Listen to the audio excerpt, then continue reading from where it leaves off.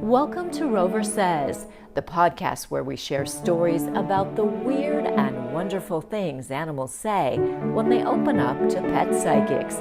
I'm your host, Nancy Aziz. If you wouldn't mind telling me just how you came to the decision to work with an animal communicator. Yeah, so a friend of mine had worked with Allie before. They had a bit of problems with their horse and they thought it was like so informative. My horse is definitely more of an open book, but I was just interested in knowing what was happening in his mind. So I had Allie come in and do a session with him, and it was like interesting and it was really cool. That's Michaela Brabant talking about the first time she had an animal communicator work with her horse Portofino. The animal communicator is Allie Hedden, who also performs energy healing on animals. Michaela had Hedden back when Portofino started having bouts of colic. That's abdominal pain in horses that can be caused by a number of things, and it can kill them. We started experiencing some colics every 6 months or so with him, which eventually led to a colic surgery, which is quite a major procedure. So after that, we were looking for answers. I wanted to know why he was colicking and, how I could prevent it. So I called Allie because I was kind of at a dead end. I didn't really know what to do. And I was like, well, this can't hurt anything. So let's give it a shot. Michaela says she saw amazing results. She continues to work with Hedden every few months and says Portofino hasn't colic since she started working with her. This January, Michaela noticed an issue with the family's beloved dog Abbey, a 15-year-old beagle German shepherd cross. We noticed when we were taking her for a walk this winter that there was some blood in her urine. And she's 15 this year, so that's it was a bit of a red flag. So we took her to the vet, and they ultrasounded her and they found a tumor about the size of a fist in her bladder.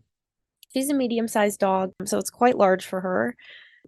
And so they told us she probably had a matter of weeks or maybe a few months to live. So that's kind of when we wanted to talk to Allie and bring her in to get an understanding of how Abbey thinks her life has been, and maybe get some added benefits of the healing as well as just peace of mind from knowing how she's feeling. And we don't want her to be in pain. So just really knowing where she's at now and how she feels about everything in her past, really. The first session was maybe in early February, and it was actually a phone session, a remote session.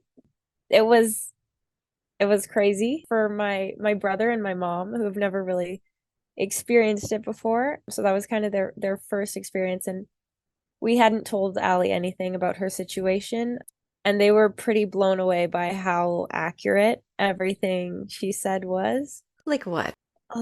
Like she knew, like right away she said her bladder is very heavy, and around that area there's a lot of pressure that she's feeling. And I hadn't told her anything about any kind of the blood in her urine or the vet appointment or anything like that. I just called her and said, hey, can you do a session with my older dog? Since that surprising first session for Abbey, she's had 3 more. When you have these sessions, what do you want Abbey to know? We just want her to know we want her to be as comfortable and happy as possible. Like you never want to, like we wouldn't want to end her life before she's ready. But we also don't want to make her suffer. So that's kind of our intention with it. And I think she knows that. Abbey has things she wants her family to know too. She mostly just kind of emphasized that she wants us to like live in the moment and not focus on like the inevitable future that they're going to pass, and it is what it is. Really, it brought a sense of peace to us. She also said like she's not ready right away. Like she still feels bright, and she's not in constant pain, and she tries to ignore it what she's able to. She tries to block it out. The conversations aren't always about Abbey's health, but about the life she spent with her family. like she said she viewed herself as kind of a grandma watching over all the kids growing up. So that was like very cute. We've had her, I'm 21 now, and we've had her since I was 7. So, um, like my youngest brother who's 13, we've had her his entire life. Um, so she has really been around as we've all grown up. Mm. Oh, that's so sweet. Yeah, it was very sweet. It was a tearjerker for sure.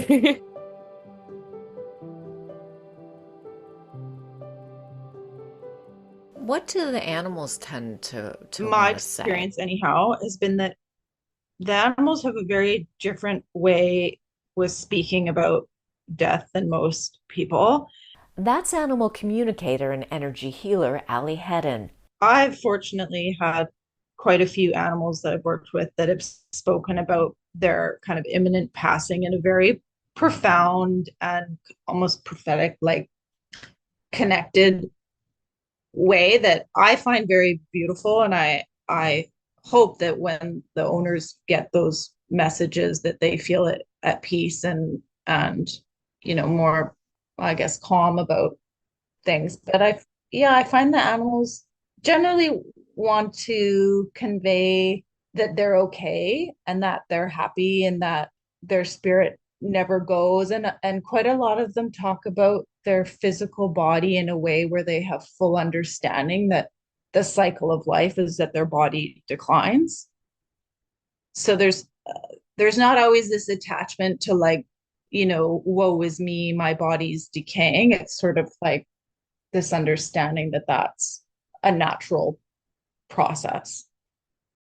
I had a dog I worked with recently, and she spoke about her death as in a way where she was reminding the owner that she is everything. So, what I mean by that is she was saying to the owner, like, when you look at the sky, or when you look at the stars, or when you smell the flowers in the air, or when a breeze blows across your face, like, that is also me, in the sense that she was talking to that we are all everything, and everything's all connected to each other. So her spirit goes back to that place, and I personally thought that was really beautiful.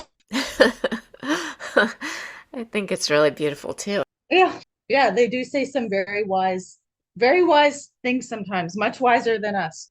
Hedden says most animal owners who reach out when their animals are ill want to know the same thing. They just want to know that their animal is okay and not suffering and not in pain.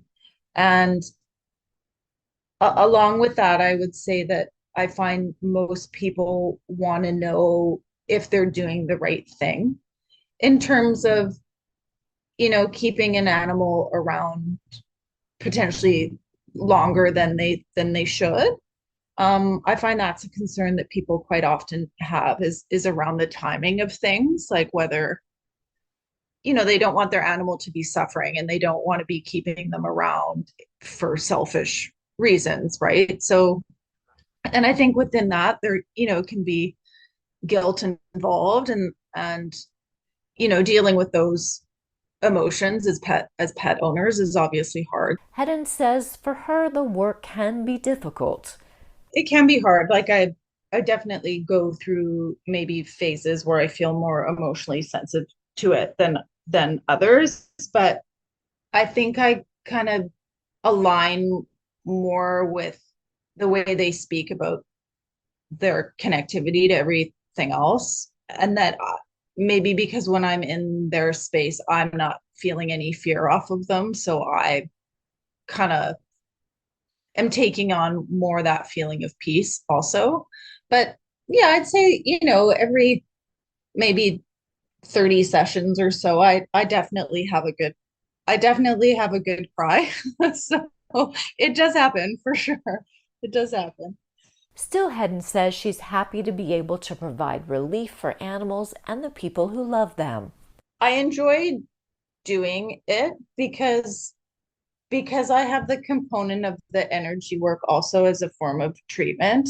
I kind of like that yes, I can provide comfort to the owner, or at least explanation to the owner about how the animal is feeling emotionally and physically about things, but also I'm able to actually work on the animals and try and give them some relief or a little boost of energy, or some lowering of pain and things like that. So it's kind of nice when I get involved with one that sort of is declining, and I can kind of be involved as a bit of a process, so that it's like everyone just gets to be a little more comfortable as things transition.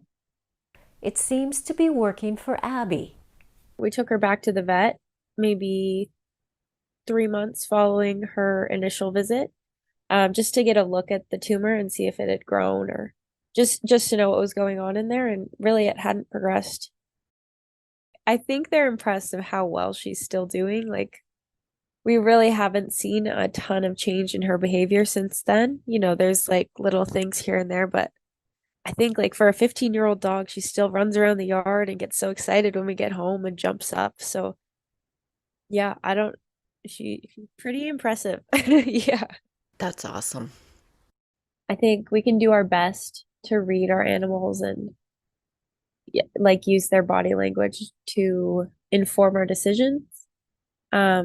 But like I unfortunately don't have the gift to actually speak with them and know exactly what's going on in their mind. So it really gives an extra sense of clarity and just peace of mind, knowing exactly what they're feeling and when they're ready. And you don't want to push them too far. No, you don't want to let them go either. Exactly. You want to do what's best for them always. Yeah.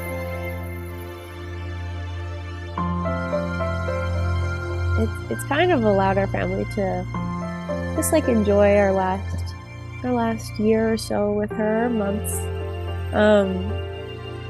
and just know that she's gonna show us and tell us when she's ready, and until then we can just enjoy the moments we do have with her. Yeah, and just spend the time that we have left with her and make her feel as happy and comfortable as we can. Yeah, it's helpful for us to know that we're not pushing her past. Like, you don't want to be selfish with your animals. If she's ready to go, I think we're also prepared to let her go. But it's just enjoying enjoying the last little bit with her, for sure.